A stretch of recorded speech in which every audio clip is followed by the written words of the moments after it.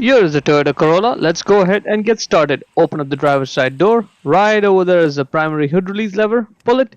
Now in front of the vehicle, right on top of the Toyota emblem, put one finger right over there and then push it left. While it's pushed left, lift up the hood. This hood requires a prop rod to stay in place, so grab the rod, put it right over there in that slot and let it go.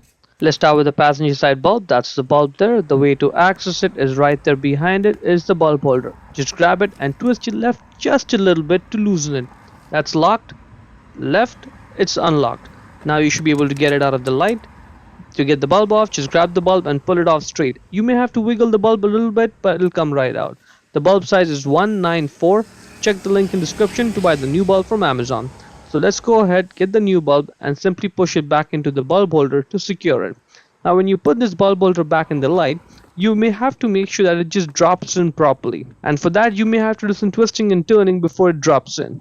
If it's not dropping in properly, if it's not setting in flush, and then you won't be able to twist it right to lock it. Let me do this again. Let me get it out. She drops in, and only when it sits flush like this, all I have to do is twist it right and just try to move it. Doesn't move, that's good.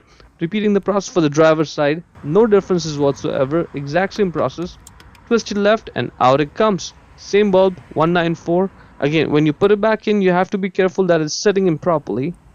So after you twist it right, just try moving it a little bit. It should not move, that's good. And that's pretty much it.